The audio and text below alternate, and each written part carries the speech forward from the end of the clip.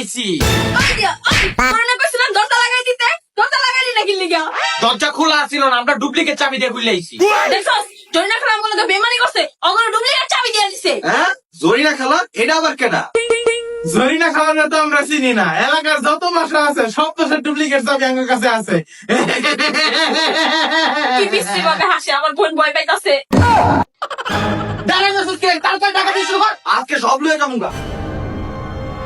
চল চল চল চল চল। এটা কেমন অপমান? ডাকাতি করতে আইছি, চুরি করতে আই নাই। এই তুই চোর চোর কে চিল্লাস কে? চিল্লালে ডাকাত ডাকাত কেউ চিল্লা? আমগর দেখে কি বলদ মনে হয় রে?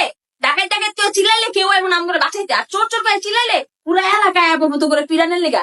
এলাকার মানুষ ডাকাত দেখলে ভয়ে বাইর হয় না, যদি কোনো ক্ষতি করে আনে ডাকাত। কিন্তু চোরের কথা শুনলে বুঝে সিঙ্গেল একটা অসহায় মানুষ আয়া ধুমগানে কেলান কেলায়, সব দিয়ে ধরবেন দেয়, লাঠি ছুটা লয়ে পিটায়।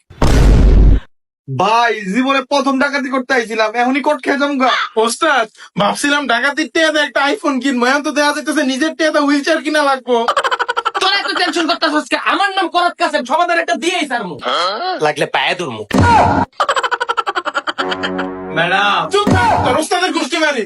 আপু মনে আমরা তো একটা অনেক বড় ভুল করে ফেলাইছি। আঙ্গুরে মাফ করে দেওয়া যায় না? আমরা আর জীবন ডাকাতি করুন না, একবার মাফ করে দেন। মাফ করতে পারি একটা শর্তে, ডাকাতি করতে আসছো সব কিছু ডাকাতি করে নিয়ে যাও আমাদের ঘর থেকে, শুধু 50% টাকা আমাদেরকে পাঠাই দিবা।